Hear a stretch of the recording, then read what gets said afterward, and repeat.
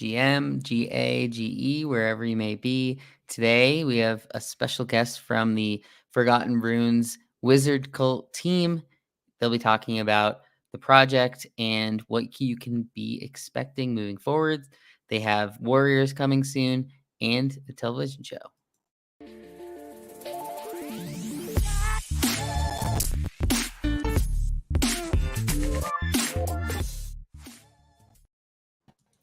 Welcome. So today we have Bear Snake from Forgotten Runes, and tell us a little about how you're connected to the Forgotten Runes team and how you got started over there. Sure, yeah. First off, thanks for having me, GM, everybody. So I'm Bear Snake. I'm one of the three partners over at Magic Machine. We run, created the Forgotten Runes project. And yeah, so I guess a little background is we started summer last year with 10,000 warriors, and so really the concept here is our main goal is to become a global media and entertainment franchise. Think Harry Potter, think Marvel, think Lord of the Rings, and we started in the Web3 NFT space, and that is the core business. But really, what we're trying to do is move beyond, embrace the Web3 community, but move beyond that and start talking to the larger world, people who enjoy fantasy, people who enjoy telling stories, writing lore, creating art. And I think the beautiful part about it is,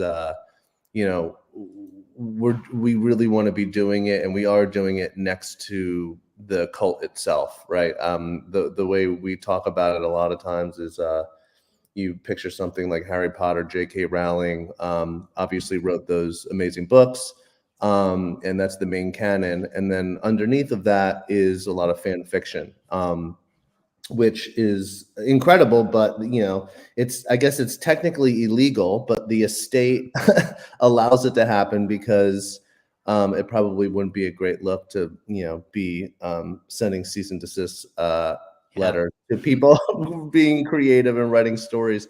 So if you take a look, that's like more of a vertical where the books and the IP sit at top, and the audience sits below. We want to sort of be defining our growth next to them, right? So like we sit next to our cult. And so yeah, it started last summer. 10,000 wizards were summoned into the Runiverse, and pretty quickly we built a community that was pretty sticky. It wasn't the biggest, but I think we found people that were in the Web3 space that weren't just looking to flip. Although I think people, the financial model is really interesting. I think it's important that people can certainly make money off of us, but I think we over index in the part of the space that people are looking for like-minded individuals, people who maybe didn't feel maybe spent a lot of times in their bedrooms growing up, and maybe didn't have a ton of connections to the outside world, and people looking for belonging. And so it's been a really great ride, and I think the concept here is every time we drop a new collection, of which we have 4 or 5 now, it's really in an effort to push the world and the narrative forward. And so we've done a couple things. We airdropped the Sacred Flame to the people who wrote in the Book of Lore. And so actually, I should probably back up and talk about the Book of Lore. So this concept of empowering our character holders to tell their stories. I think for us, because it's so new, we wanted to create tools that make it easy for the cult to tell stories. And so we created something called the Book of Lore, which is essentially like a Web3 social platform in a lot of ways. And so you can go to our website and you click on lore, you see this incredibly cool looking book, and you click on it, you connect your wallet, and you verify your wizard, and it flips to a page that has your wizard on the left side and a blank page on the right. And that blank page really is an open door for someone to write one sentence, to write 100,000 words, to put a picture, to put animation, to put music, and then you mint that lore, and it's connected to your character forever. And so we thought that was a really cool way to empower people to tell stories about the wizard. And something we talk about a lot is, a lot of people in the space look at collections and they look at like the visual rarity of their character to select the one that they want. But we really we believe that tools like the Book of Lore allow our holders in our cult to be as legendary as they want to become. And so a good example of that is there's someone in the cult named Magus Wazir, the one who rings. And I think from like a rarity standpoint, the wizard's not that rare. In fact, it's one of the least rare. But Magus is a meme lord, an unbelievably just creative genius. And through all of that creativity, the lore, posting online, writing stories, telling stories, they are now one of the most prolific and known wizards. And so I think that's a great example, right? Because it's they've become legendary through their creative vision, and so I think that really speaks to what we're doing. And so that Book of Lore is at the core of the ethos, which is empowering people to create. I think from like a 30,000-foot view, our goal is to become this global franchise, right? And I think we've all sort of seen those infographics where you have like Harry Potter in the middle, like a hub and spoke infographic where you have Harry Potter in the middle, and then you have like all these spokes to that, right? There's like a TV show, there's comic books, there's merchandise, there's video games, there's all sorts of stuff, right? And so we're that's what we're creating, and we want to see Forgotten Runes in every single expression, and so we've really spent a lot of time engaging in those more sort of legacy or traditional media worlds to throw stones out of the Web3 NFT space into the other side. So we announced last fall that we're developing a television show, hour-long, 8-episode animated series with Titmouse Studio, who are amazing. I go way back with Chris, who runs that shop. And yesterday we announced that Derek Kolstad, who wrote and created John Wick franchise and a bunch of other stuff, Falcon Winter Soldier, he wrote Nobody with Bob Odenkirk, just an incredible writing talent. So that's like an example, right? Like we put together a team that is trusted to do a television show. So we're doing a TV show. We have a full-on like MMORPG video game that we partner with Bisonic. It'll be partially on chain. You can own your own land. You can build. You don't have to have one of our NFTs to play. Anyone can play. It's free. And so that's coming up. We're creating or in production and going to launch our first comic book out of 10 issues this summer. And we have booths at both Comic Cons. We're printing 225,000 copies, which is like I don't know, 3 or 4 times even the amount that like a Marvel or DC print, and we're going to give it away for free. We partner with Coinbase on that to have anyone who has a comic book in their hand to redeem a free cover variant on NFT. On Coinbase NFT. And we have a whole merchandise program going. We're about to sign a book publishing deal. We're doing events. We have a big event in NFT NYC. And so I guess like this idea of building a franchise, all these different pieces, we're trying to mimic what how people have built franchises in the past, but using the tools of today, and Yeah. it's really exciting. Yeah, and I think uh, the team has done a few different things that we haven't seen really others do. I do remember the original mint was it was one of the cooler mints. Like the website itself had that sort of uh, like old school game vibe to it, but there was Mm, also you could it was set amounts that you had to mint. I mhm, believe it was 1, 3, and 7.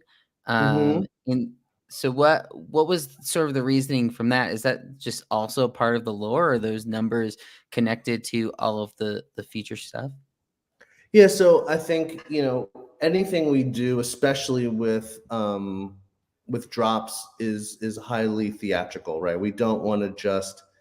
Um, we don't want to just like have a new collection and sort of have it happen in a vacuum. It all sort of speaks to building out the world and the narrative.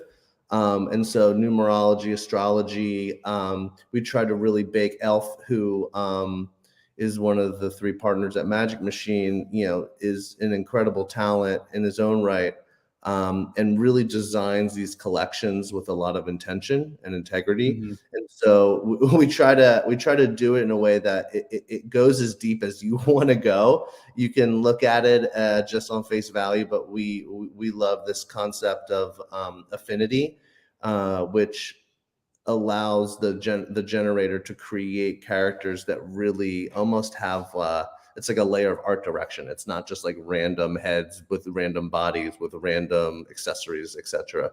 So yeah, it's all about the theatrics and again the world building. Yeah. And then I did want to talk because I believe the way that you guys have done some of these secondary drops and pieces to your collection has been pretty unique. Can you talk about? I believe it was the Sacred Flame. We already talked a little about, and then Forgotten Souls, because I feel like both of those had some uniqueness to it that we don't really see in other projects. But I think that's a big reason why this project has held up as long as it has, because Mhm. I think the people who are involved like the lore behind it, like the sort of gamified side of it. So can you get into the Forgotten Souls a little bit? Yeah, so the Forgotten Souls, first of all, Forgotten Souls from an art perspective is like one of my favorite collections. It's a little bit darker, but it's taking the concept of a token burn, and again like laying on top a narrative to it, so it really has a deeper meaning.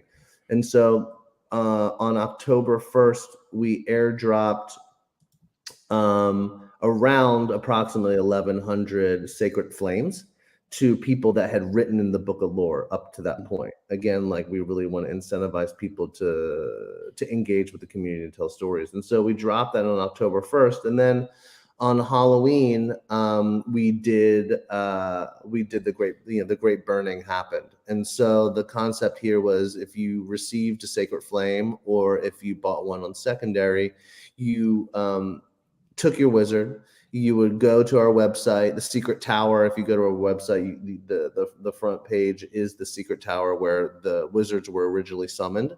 And you scroll down, there's this like little secret door, and you click on it. You go into this room where the eternal flame is burning, and you take the flame and your wizard and you burn them both, and then it spits out the other side of soul. And what was kind of cool, we wanted to be even a little bit more dynamic than that. And so the concept here was, you had a 9 in 10 chance to get a proper soul, from burning your wizard, but there was a 1 in 10 chance of getting a quote unquote undesirable. And so undesirables are like anything from like a pile of ash and bone to a pile of dirt with a tulip in it to a jelly donut.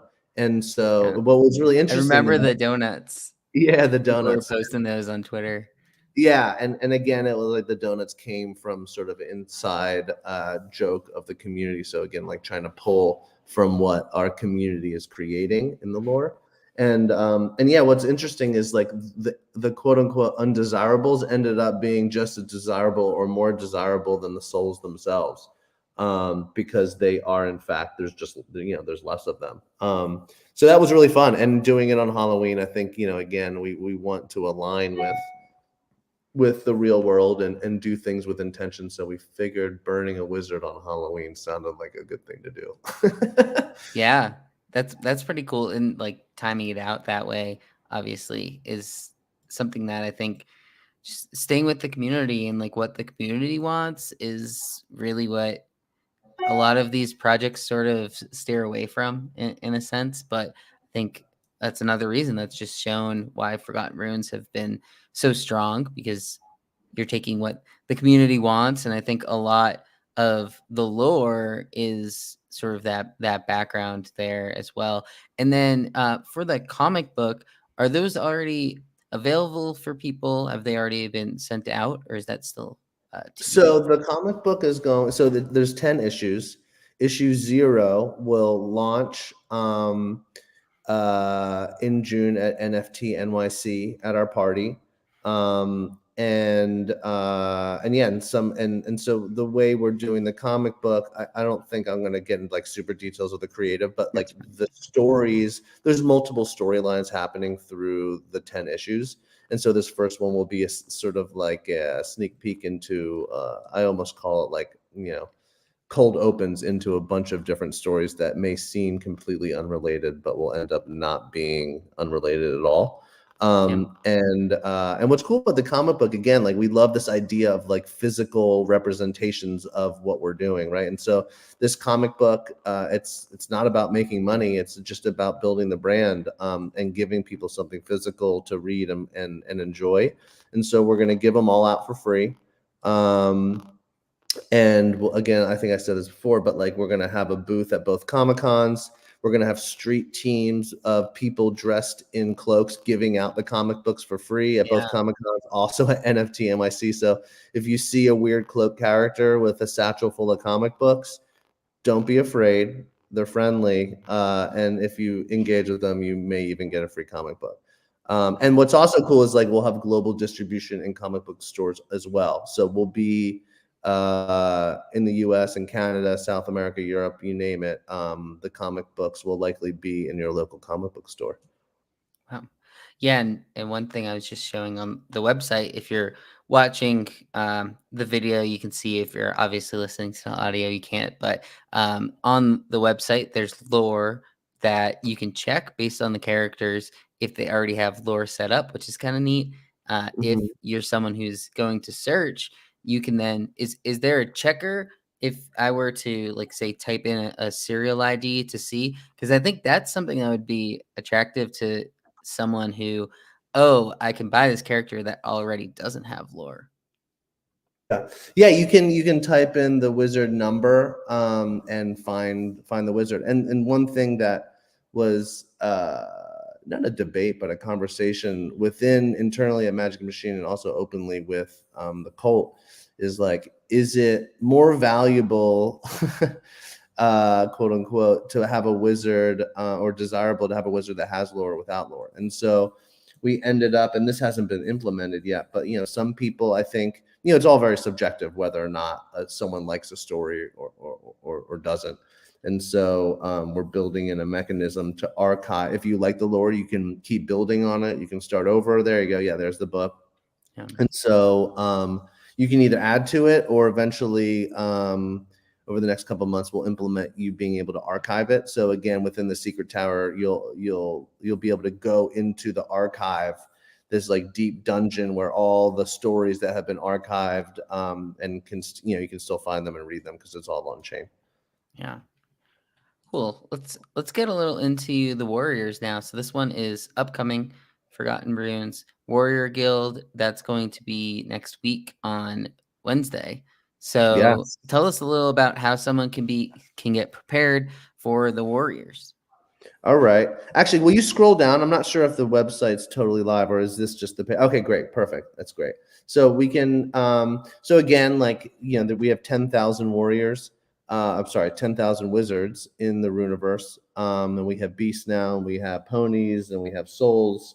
So, with magic there's always might, with sorcery there's always sword, that balance between the two. And no one side is good or bad. It's sort of elusive in nature. And so yeah, well, we are creating 16,000 Warriors. The collection is looking quite incredible, by the way. Dota, who's the other partner. I didn't even like sort of introduce the team. Dota's quite sick right now, so he's grinding. But Dota and Elf and myself are the partners over at Magic Machine, and I couldn't ask for two better partners in this. They're just incredible human beings and incredibly talented in their own right. Dota's been writing smart contracts for a long time, and I think one of the most well-respected devs in the space. So anyway, so yeah, so the collection's coming along, and you can sort of see the traits of a warrior: weapon, rune, companion, head, body, shield. And we're doing a proper Dutch auction on the 11th. And so there'll be 8,000 warriors in the Dutch auction. We'll start at 2.5 ETH, and then it will descend from there.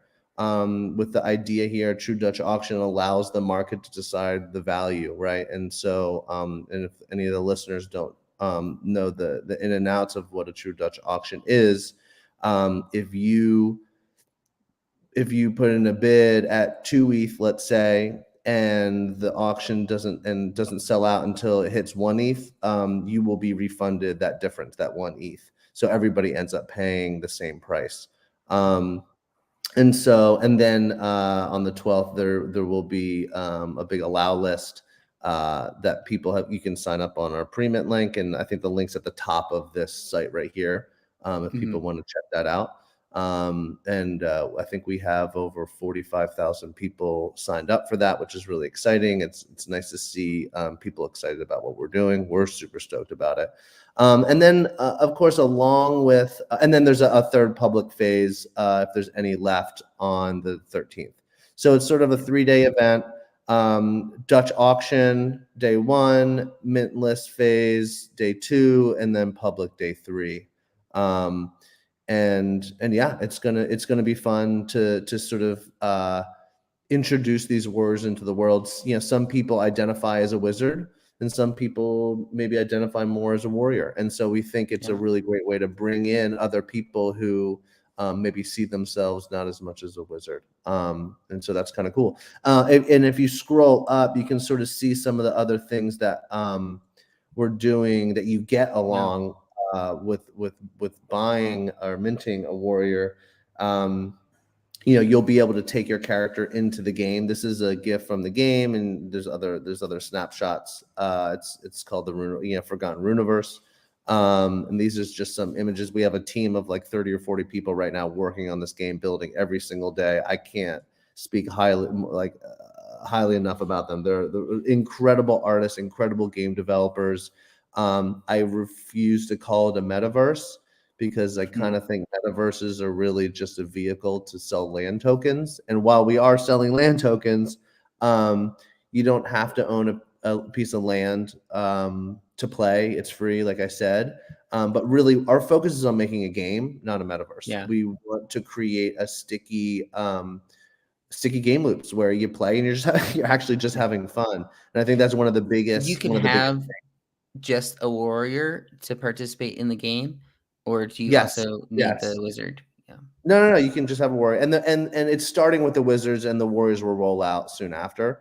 But yeah, so you'll be able to play as your warrior in the game. It's an MMO RPG, so you can team up with. If you look at this GIF, you can team up with other wizards and warriors and go on quests. You can build houses. And what's neat is sort of like if you think about Minecraft, how you mine materials and then you craft weapons or armor or what have you.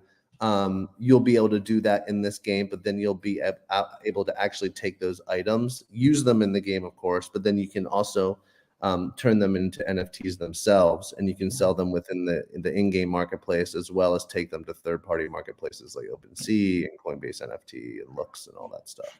Is that the create to earn concept of it? Yes, exactly. It's really about it's about building a game, and as I'm not sure how many MMOs you've played, but really, those games are about story, right? It's about your character, it's about leveling up, it's about becoming legendary in your own right in the game, through the gameplay. And so while our character token holders there'll be some advantages for sure. It's if you don't own a character, it won't be impossible for you to play that game long enough and be and be just as legendary as an actual token holder. Yeah. um and so yeah, so that's the game. Really exciting. The beta launches in July. There's a public land sale in June, and then the full on game launches in November around. And what's neat is there's this real I can't wait for people to see it. There's this really great um, minting experience for the land. And right when you this is the I think this is one of the biggest differences for us, and we pushed back the land sale on purpose because we wanted to sort of create a new dynamic and something that people haven't seen before. So you'll Mm. go through this really cool story of minting the land.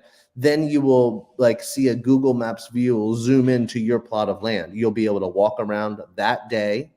You'll be able to see other players in the game, and we're going to have sort of like a first round of um, activities and sort of different things to do. I won't spoil a surprise, but different things to do in the game from day one. So there'll actually be functionality, and then as of course, it takes a long time and a lot of money to make a great game. So we'll continue to roll out more and more as time goes on. Yeah.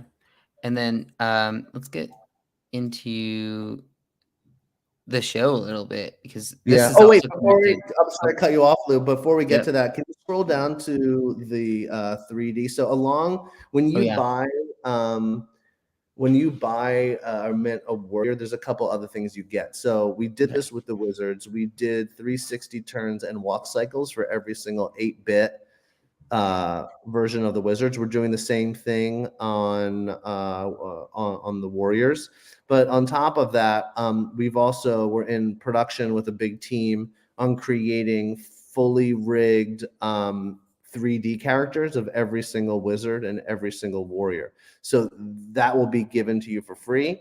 Again, they're like already rigged, and for people who don't know what that means, it basically is a model that you can drop into partner and sister metaverses. And like we have a really cool partnership with Nifty Island. If you go Mm, check them out, you can sort of see we did some initial tests and they posted on Twitter. But it's cool. Like we love the idea of having these different expressions of warriors, and you can see I get so nerded out when I see this 3D model walking. yeah. I think it looks so awesome. And it will actually, look like that. I think there's a lot of 3D projects out there that are sort of touting the ability to drop in super high poly, high res characters that are quite honestly impossible to even put in the game. Yeah. So we're trying to again keep like, and I hate the word utility, but like keep the the utility for all the assets that we give to everybody, and you can actually use them. So yeah, so Yeah. you get all that stuff for free when they drop later this year. Cool.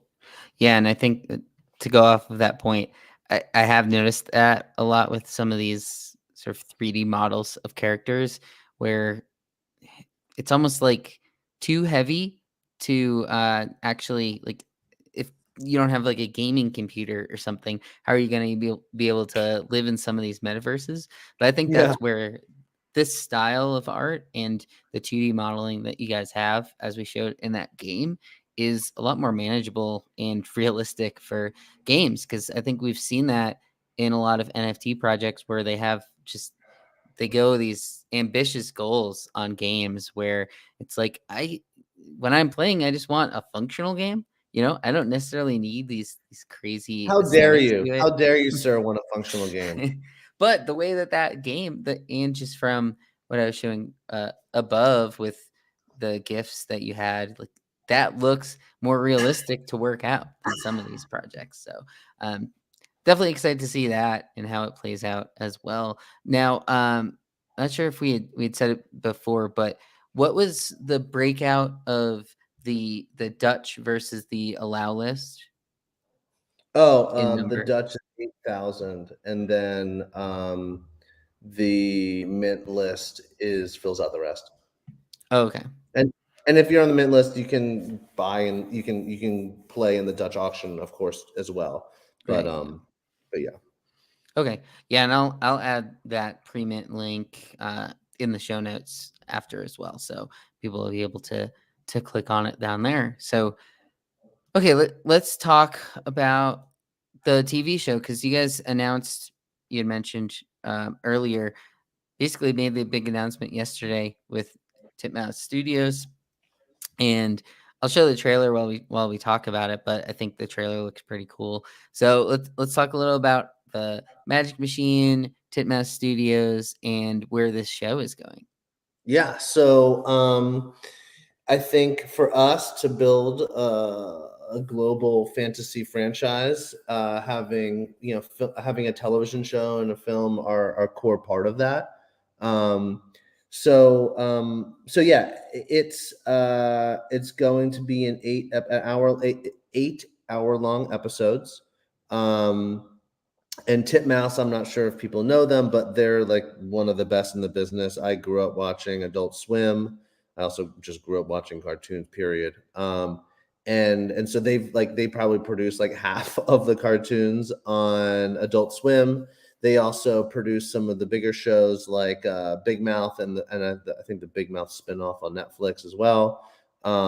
And they have a first look deal at Netflix, which means that anytime they develop an original idea like Forgotten Runes, they have to take it to Netflix first, which I am totally fine taking it to Netflix first.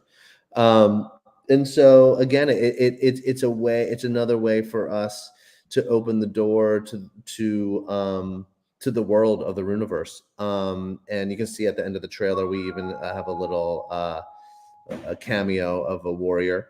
And so, part of that process of creating a show, and it's typically takes a really long time. And I've spent a fair amount of time packaging shows, right? Like getting the production together, getting the writers, helping with the creative. And so it's really that three-legged stool to make a great show. That Titmouse does the actual animation. It's the Forgotten Runes IP and the Colts IP, and of course the writer who is tasked with writing the scripts themselves and really building out that world. And so it was us and Titmouse at first, and it was a long, arduous journey to find a writer that really understood our world, and wanted to do something a little bit different. And we found Derek. I had worked with Derek Kolstad years ago. Just a stand-up guy, incredible talent, knows how to world build, which is probably the number one box to check. So he wrote all the John Wick movies. He was a writer on one of the lead writers on Falcon Winter Soldier. He wrote one of my favorite movies last year, Nobody, with Bob Odenkirk. And so, if you take a look at these three entities, Magic Machine slash Forgotten Ruins, Titmouse, and Derek, now all of a sudden we can like walk in the door and people can take us seriously, right? And so on top of that, we decided to, the best way to sell something that's visual is not by talking about it, it's by seeing something. So we commissioned Titmouse to make a 90-second trailer that sort of shows the style of art and the breadth of the world. And we're really happy with it. It's sort of like an American anime style, they call it. And Elf wrote the script and worked with Titmouse really closely, creatively, to sort of get it to where it needed to be. And we're really excited about it. I think it just comes back to like it's a show that we would all watch internally at Magic Machine, and we hope it's a show that other people would want to watch. Yeah, definitely. And I think that's another one of those things where you'll see other projects doing this stuff, but it's a bunch of like no names who are part of it, who don't have much background experience. in the space or in the making of film space either. So Yeah. it's cool to see that you guys got Derek. Like he's a pretty decent name in there, and as you mentioned, like has a lot of work in this style before. So as far Yeah. as like the lore goes, was he and I would guess not, but was he like a Wizards fan beforehand or anything You know, like he that? no, he you know, he's really interested in Web3. He's dabbled, Mhm, in crypto. No, I think I reached out to him. I mean, he was actually on our Twitter Spaces yesterday. We do Wizard Wednesday every Wednesday at 2 p.m. PST. mhm, And I reached out to him, and it had been a couple years since we chatted, and we went out to lunch, and I told him what we were doing, and he immediately was like, yeah, this is something that is totally worth building, and I want to be a part of it. So he was really positive and supportive from day one. yeah. Cool, and, how can viewers or listeners here, um, get involved? Like, what's the easiest way for them to get involved? With the show Just in general in in the general, the project. Wizards, yeah. Well, what I would say is follow us on Twitter. We talk about everything that we do. We talk about there. I'd say jump in our Discord. We have I mean, I'm biased, but I'd say we probably have the most positive community in the space. One of them, and feel free to ask questions. There's always someone there to answer and give feedback or point someone in the right direction to find out more information, whether it's about the Warriors Mint next Wednesday or how to write in the Book of Lore, or even if you don't feel comfortable writing or drawing, find getting connected to someone who will write a story for your wizard or warrior, and yeah, and you can always reach out to us over Twitter. Um, and yeah, I think, for us, we're just we're patient individuals. We want to do this. I want this to be my last job. Yep. We want Forgotten Runes to be around for 100 years. So I think that's sort of our perspective, is just this is not a sprint, even though it feels like a sprint. And I think it's about having like confidence and humility and the ability to execute, and so we're just going to keep doing what we're doing, and we're super confident that we'll be here, and we're going to build something really special. Yeah, and, as far as the show goes in the lore, is this something that people will be able to, say, submit their character to be in there? Has that already been decided? Because I believe I saw it's sort of an 8-part series. So is there still ways that people can get their character involved?